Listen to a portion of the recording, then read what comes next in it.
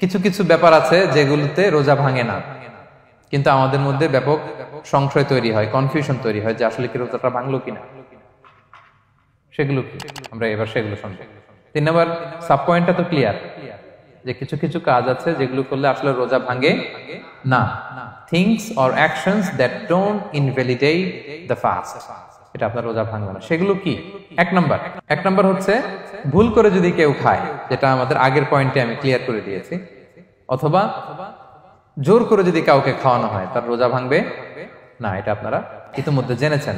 একটা হাদিস শুনে সহিহ বুখারী, রাসূল সাল্লাল্লাহু আলাইহি ওয়াসাল্লাম বলেছেন, মান নাসিয়া ওয়া হুয়া সাইম ফাআকালা আও শারিবা, রোজা অবস্থায় কেউ যদি ভুল করে খেয়ে ফেলে, ফালিউতিম্মা সাওমা, সেজন্য তার রোজা পূর্ণ করে, তার রোজা ভেঙে গেছে মনে করে সেজন্য খাওয়া শুরু না করে, সেজন্য রোজা পূর্ণ করে। কারণ ফাইন্নামা আতআমাহুল্লাহু ওয়া সাফা, কারণ আল্লাহই তাকে খাইয়েছে, আল্লাহই তাকে পান করিয়েছে। কিন্তু ভুল করে খেয়ে ফেলছেন, এটা তো আপনার হাতে ছিল না।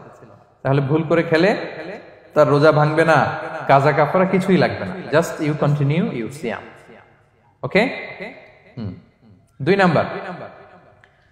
নাম্বার হচ্ছে, এটা বিবাহিতদের জন্য, যেহেতু মোস্ট অফ দা অডিয়েন্স আর 18+, কোনো অসুবিধা নাই। আর ইসলামে কথাগুলো আসলে বাঁচতে হলে জানতে হবে না। সেটা হচ্ছে, আমরা শুনেছি যে বিবাহিতরা ফিজিক্যাল ইন্টারকোর্স যদি করে, দেহ থেকে সিমেন আউট হলে রোজা ভেঙে যায়, কিন্তু স্বাভাবিক মেলামেশাতে রোজা ভাঙে না।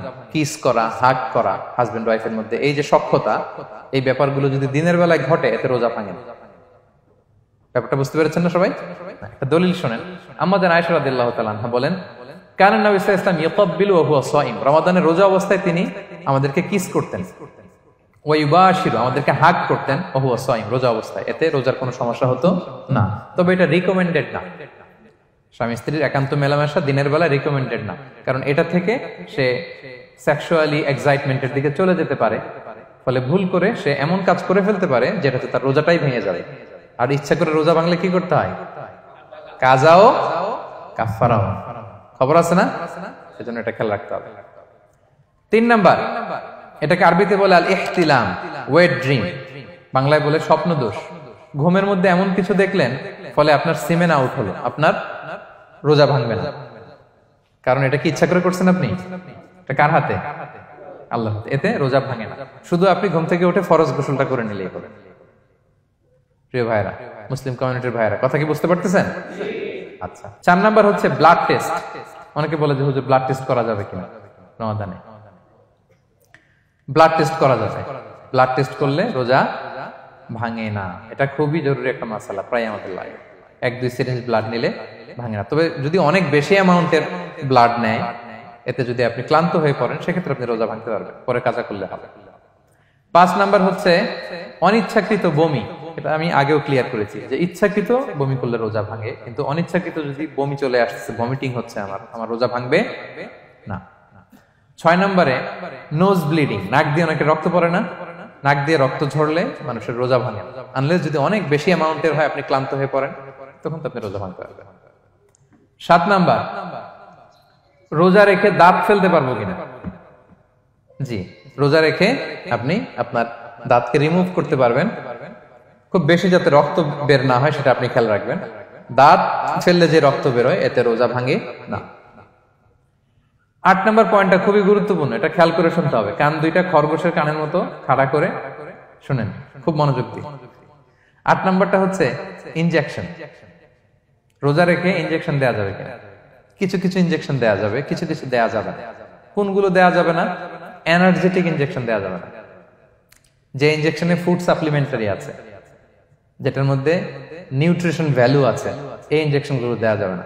এমনও ইনজেকশন আছে যেটা দিলে 7 দিন আপনার আর খাওয়া লাগবে না, একেবারে তরতাজা। এরকম ইনজেকশন দেওয়া যাবে? তো আপনি সিস্টেম করে খাইলেন কেমন যেন, তাই না? আপনি অন্য ওয়েতে দেহে এনার্জি ইনপুট করলেন, এটা করলে রোজা ভেঙে যাবে। তাহলে food supplementary injection, nutrition value আছে এরকম injection, energetic injection, energy boost up করে এরকম ইনজেকশন দিলে রোজা ভেঙে যায়, এগুলো দেওয়া যাবে না। কিন্তু পেইন কিলার যে ইনজেকশন গুলো আছে, এটা দিতে পারবেন।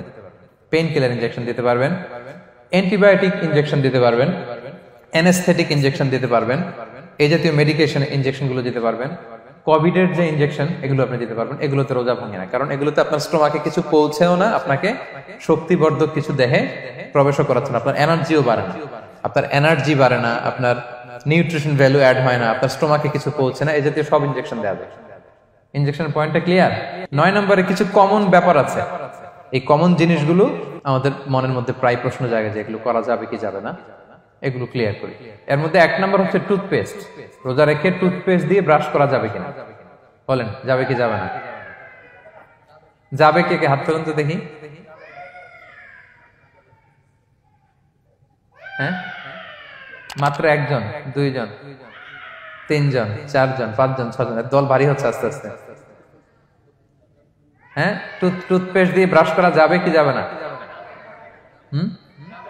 যাবে মাত্র 5 জন। আর যাবে না কয়জন দেখি?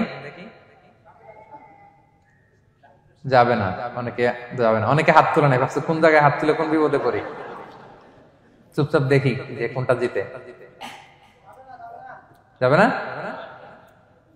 যাবে না, দল ভারী না? যাবে? এই সুন্দর বলছে, যাবে, কিন্তু না করাই ভালো। হ্যাঁ হ্যাঁ, যাবে। টুথপেস্ট দিয়ে ব্রাশ করলে রোজা ভাঙে না, তবে যদি খুব স্ট্রং টুথপেস্ট হয় এগুলো ব্যবহার না করা ভালো। দিনের বেলায় মেসওয়াক করা ভালো।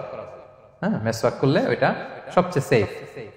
তবে যদি আপনি টুথপেস্ট দিয়ে ব্রাশ করেন আপনার রোজা ভাঙবে না ইনশাআল্লাহ। কেউ কেউ মাকরু বলেছেন, কিন্তু আপনার রোজা ভাঙবে না। মাউথ ওয়াশ সেম, যাবে, কিন্তু রেকমেন্ডেড না। হ্যাঁ, গার্গল করতে গেলে আবার ভিতরে চলে যাবে। সিম্পলি কুলি করা যাবে, কিন্তু আপনার রোজা ভাঙবে না। কিন্তু দিনের বেলায় আমরা টুথপেস্ট, মাউথ ওয়াশ এগুলো ইউজ না করে কোনটা সাজেস্ট করি? কোনটা? মেসওয়াক করেন তো আপনারা? রাসূল সাল্লাল্লাহু আলাইহি ওয়াসাল্লাম বলেছেন, আমার উম্মতের জন্য যদি কষ্ট না হয়ে যেত আমি প্রত্যেক নামাজের আগে মেসওয়াক করা ফরজ করে দিয়ে যেতাম। কষ্ট হয়ে যাবে, পকেট নিয়ে নিয়ে মেসওয়াক ঘুরতে হবে। এবং রাসূল সাল্লাল্লাহু আলাইহি ওয়াসাল্লাম মৃত্যুর আগে ওনার হাতে যে জিনিসটা রেখে উনি শেষ নিঃশ্বাস ত্যাগ করেছেন সেটা হচ্ছে মেসওয়াক। উনি অত্যন্ত অসুস্থ, প্রচন্ড জ্বরে কাতরাচ্ছেন।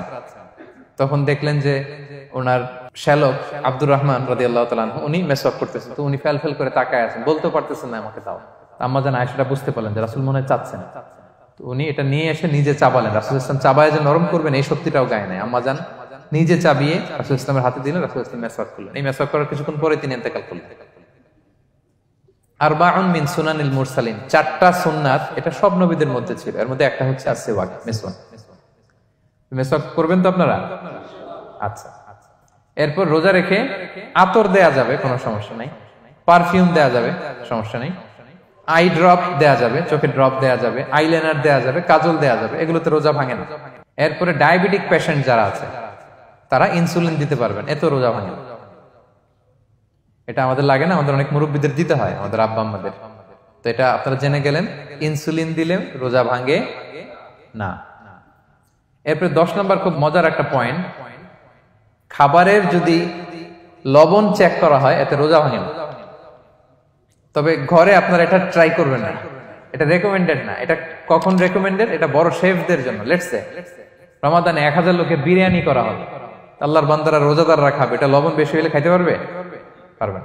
এজন্য যিনি শেফ, প্রধান বাবুর্চি, উনি লবণটা ট্রাই করতে পারবেন, করেই সাথে সাথে কুলি করে ফেলবেন, ভিতরে তো কিছু গেল না, এতে রোজা ভাঙে না। তাই বলে প্রতিদিন ঘরের রান্নাতে আবার এটা করতে যায় না। ঘরে 2 জন, আপনি আপনার হাজবেন্ড ওয়াইফ টোনাটুনি একটা হইলেই হইলো, কি বলেন? লবণ বেশি হবে কম হবে, কিন্তু বড় প্রোগ্রাম, অনেক রোজাদাররা একসাথে ইফতারি করবে, এটা তো লবণাক্ত হইলে খাওয়া যাবে না। তো সেক্ষেত্রে শেফ যদি জাস্ট জিব্বা দিয়ে লবণটা একটু ট্রাই করে নেয় যে অ্যাড করতে হবে না, ঠিক আছে, সাথে সাথে কুলি করে ফেলে, রোজা ভাঙবে না। দলিল কি?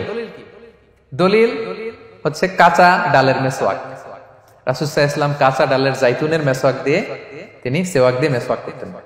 তো কাঁচা জাইতুনের আপনারা মেসওয়াক করছেন, এটা কিন্তু অনেক লবণাক্ত, সল্টি, এটার মধ্যে একটা ঝাঁঝালো ভাব আছে। তো এটা আপনার জিহ্বায় লাগলে কি রোজা ভেঙে যায়?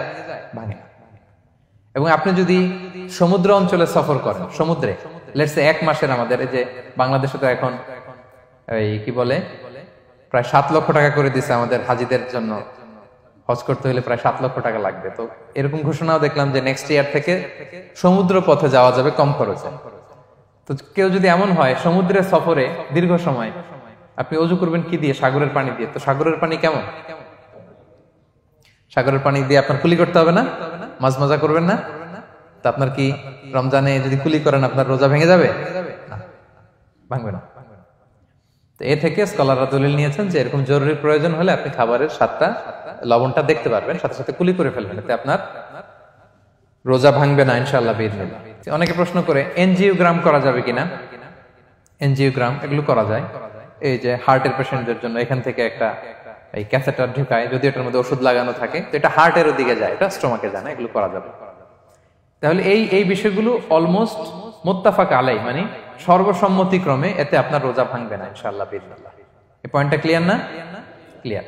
এবার কিছু ডিসপিউটেড মাসআলা আছে, মানে যেগুলোর ব্যাপারে ইখতিলাফ আছে, কোন কোন স্কলারদের মধ্যে ভাঙবে ভাঙবে না, এটা আমি একটু ক্লিয়ার করি। এর মধ্যে এক নম্বর হচ্ছে ইনহেলার। অ্যাজমার পেশেন্ট যারা আছে, অ্যাজমা অনেকের দেয়া লাগে না ইনহেলার। ইনহেলার যদি পাফার ইনহেলার হয়, পাফার ইনহেলার যেটা দিয়ে শুধু বাতাস যায়, অক্সিজেন যায়, এটা রোজা ভাঙে না। এটা কি করে না? রোজা ভাঙে না। পাফার ইনহেলার যেটাতে অক্সিজেন পাস করে, রোজা ভাঙবে না। কিন্তু যদি ভ্যাপোরাইজেশন হয়, অথবা একটা আছে DPI, dry powder inhaler, punch করলে একটা পাউডার সহ ভিতরে যায়, অ্যাজমাটা কমায় দেয়, ওই পাউডার দিয়ে করলে কিন্তু রোজা ভেঙে যাবে। ভ্যাপোরাইজেশন হলে বা ডিপিআই ইনহেলার হলে আপনার রোজা ভেঙে যাবে। ইনহেলার ক্লিয়ার তো সবার কাছে?